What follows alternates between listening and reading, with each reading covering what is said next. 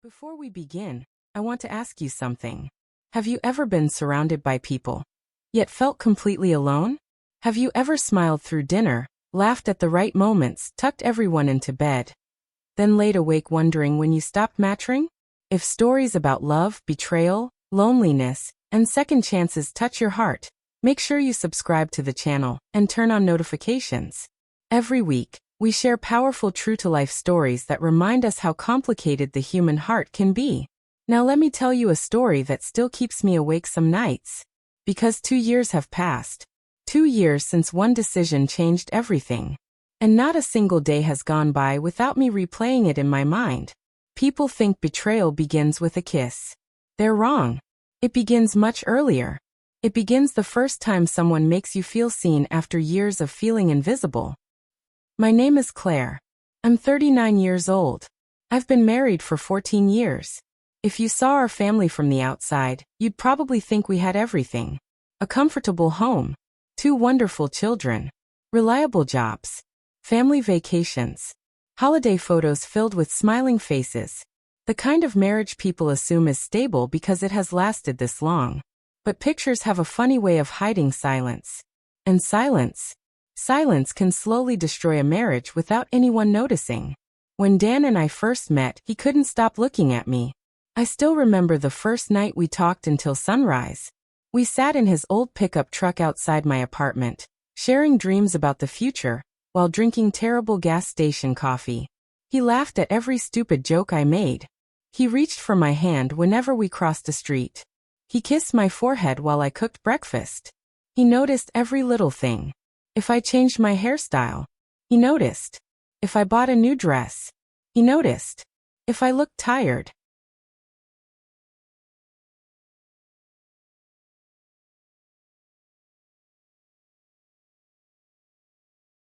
he noticed. I never had to wonder whether I mattered, because he made me feel like the most important woman in the world. Then life happened. Careers, mortgage payments, children, school schedules, doctor appointments, bills, responsibilities. None of those things destroy a marriage overnight.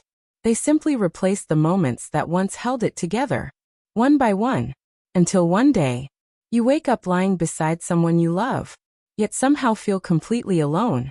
That was my life. Every morning began exactly the same. The alarm rang at 6. I made coffee, prepared lunches, woke the kids, ironed uniforms, started laundry, packed backpacks, fed the dog, cleaned the kitchen. Dan usually walked downstairs already checking emails. His phone was the first thing he looked at. Not me, not the children. His phone. He'd kiss the top of my head without really seeing me. Morning. Then he'd disappear behind another meeting before breakfast was even over. It wasn't cruel. That's almost what made it worse. He wasn't mean. He wasn't abusive. He wasn't cheating. He simply stopped noticing I existed. At first, I fought for us. I planned surprise date nights, bought his favorite wine, reserved restaurants we'd loved years earlier. Each time something came up. Late meeting, business dinner, too exhausted, rain check. Eventually, I stopped asking. Hope is exhausting when you're the only one carrying it. The hardest part wasn't sleeping alone while he worked late. The hardest part was sleeping beside him when he finally came home. Our bedroom became strangely quiet. Not peaceful. Heavy. We lay inches apart. But it felt like there was an ocean between us. Sometimes I'd stay awake listening to him breathe, wondering if he ever stayed awake wondering about me. He never did. Or if he did, he never said. There was one evening I remember more clearly than any other. It was a Friday. The children were spending the night at my sister's house. For the first time in months, we had the entire evening together. I thought maybe, just maybe, things would be different. I cooked his favorite dinner. Roasted chicken, garlic potatoes, colematpie. I even wore the blue dress he'd once told me made my eyes sparkle. I lit candles, played soft jazz. Everything looked perfect. When he walked through the front door, I smiled. He barely looked up. Oh, he loosened his tie. I forgot to tell you. What? I already ate. That was it. No epaleji. No explicación. He walked upstairs to shower. The candles burned down while I sat alone at the table. The food grew cold. So did something inside me. I remember carrying untouched plates into the kitchen and wondering something that terrified me. If I disappeared tomorrow, how long would it take before he noticed? Not because he didn't love me, but because somewhere along the way, he stopped seeing me. Months passed. I stopped wearing perfume. No one noticed. I stopped buying new clothes. No one noticed. I stopped doing my hair every morning. No one noticed. One afternoon I caught my reflection in the hallway mirror. For several seconds, I honestly didn't recognize the woman staring back. She looked exhausted, older than 39. Her smile looked practiced, like something she wore for everyone else's comfort. I leaned closer, touched the tiny lines around my eyes, whispered something I never imagined I'd say. When did you disappear? No answer came, only silence. The same silence that had filled my house for years. Then Tyler entered our lives. Or maybe he'd always been around. I simply hadn't paid attention. He was my son's closest friend. 21. Polite. Respectful. Always saying yes, ma'am. Always taking his shoes off at the front door without being asked. The kind of young man parents secretly hope their children become friends with. At first, he was simply another teenager filling my refrigerator with snacks after basketball practice. Nothing more. Nothing less. He and my son spent hours in our garage lifting weights, laughing loudly enough that I could hear them from the kitchen. Sometimes I'd bring them sandwiches. Sometimes lemonade. Usually they thanked me before returning to whatever story had them laughing. It was ordinary, completely harmless. Until one afternoon. I had just finished work. It had been one of those miserable days where everything seemed to go wrong. A difficult client. 3 deadlines. A pounding headache. I walked through the front door carrying groceries. One of the bags split open. Oranges rolled across the driveway. Before I could bend down, someone else already had. Tyler. Without saying anything, he gathered every orange, placed them carefully back into another bag, then smiled. You look tired. I laughed. I feel tired. He tilted his head. No. He said softly. You look like someone who's been carrying everyone else's weight. I froze. Because no one had ever described me so perfectly. Not Dan. Not my friends. Not even me. He wasn't flirting. He wasn't trying to impress me. He simply saw me. Actually saw me. And after years of feeling invisible, that simple moment stayed with me much longer than it should have. That night while brushing my teeth, I remembered what he'd said. The next morning, I remembered again. It wasn't attraction. Not yet. It was something smaller. Something more dangerous. Recognition. Someone had looked beyond the wife. Beyond the mother. Beyond the endless list of responsibilities. And found me. I should have forgotten about it. Instead, I replayed the conversation over and over. Not because I wanted anything to happen. Because I couldn't remember the last time anyone had looked at me with genuine attention. Days later he came over again. The boys were fixing bicycles in the garage. I stepped outside carrying cold drinks. He smiled. Tough day. I blinked. How did you know? You have the same eyes you had last week. Again. He noticed. Little things. Things my own husband hadn't noticed in years. I told myself it meant nothing. Because it had to mean nothing. He was my son's friend. I was a married woman. There were lines decent people never crossed. I believed that. With my whole heart. At least, I thought I did. What I didn't realize was that betrayal doesn't begin when 2 people touch. It begins when someone starts filling the empty spaces another person left behind. And without realizing it, mine had already begun. There are moments in life that seem too small to matter. A smile. A compliment. A conversation that lasts a minute longer than it should. Looking back, those moments seem harmless. But sometimes they become the first domino. You don't hear it falling. Not at first. You only hear the crash when every other piece comes down with it. That was exactly what happened to me. After that afternoon in the driveway, something inside me quietly changed. Nothing dramatic. Nothing anyone else would notice. I still packed lunches. Still folded laundry. Still drove my daughter to dance lessons. Still reminded my son about homework. Still kissed Dan goodbye every morning before work. Outwardly, I was exactly the same woman. Inside, something had awakened. Not desire. Not yet. Hope. The dangerous kind. The hope that maybe I wasn't invisible after all. A week later, I spent Saturday cleaning the garage. Dan had promised he'd help. By 10 o'clock he called. Something came up at work. Of course it did. Everything always came before us. I'll make it up to you. Those words had become so common they sounded almost rehearsed. I know.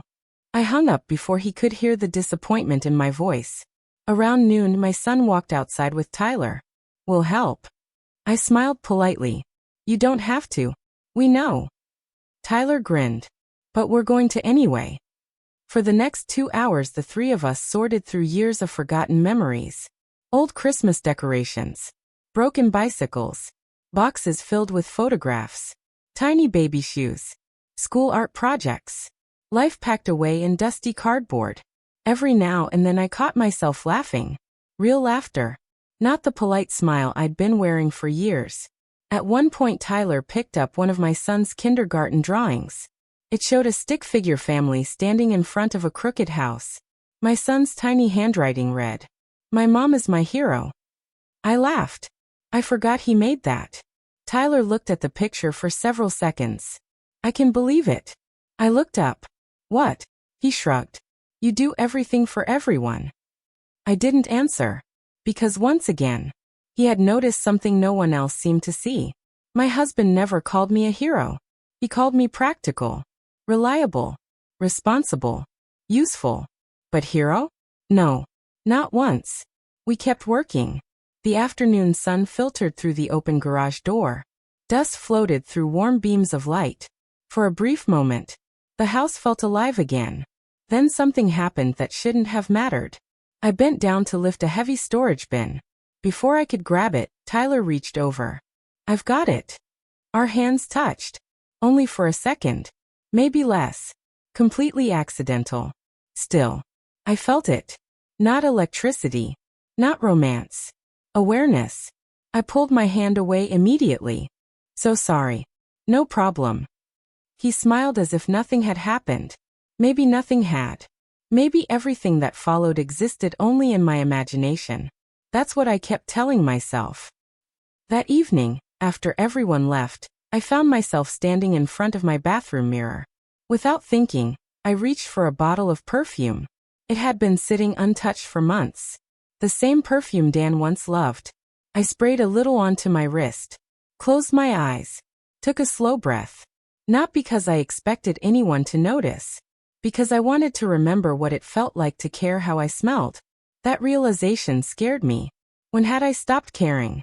When had I become someone who only existed for everyone else? Somewhere between diapers, soccer practice, mortgage payments, parent-teacher conferences, I had disappeared. The following Tuesday, Tyler stopped by after basketball practice. My son ran upstairs to shower. For the first time, Tyler and I were alone in the kitchen. Only for a few minutes. I poured him a glass of water. You look happier today, he said. I laughed. Doi. A little. I guess work wasn't terrible. I don't think it's work. He looked thoughtful. I think you smiled before I said anything. Such a simple observation. Yet somehow, it stayed with me all evening. Dan came home after 9. He barely touched dinner.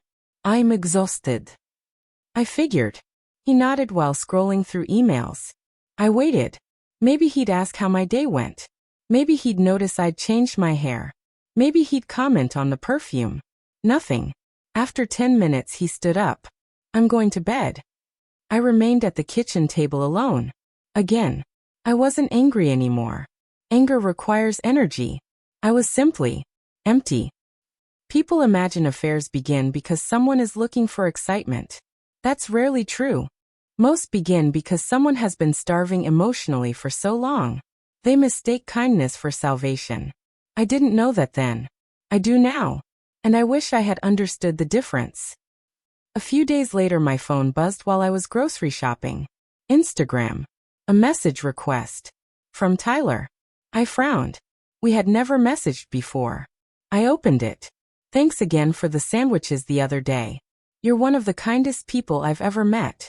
Hope you're taking care of yourself too. Asterisk asterisk. That was all. Simple. Respectful. Completely innocent. At least that's what I wanted to believe. I stared at the screen much longer than I should have. Then locked my phone.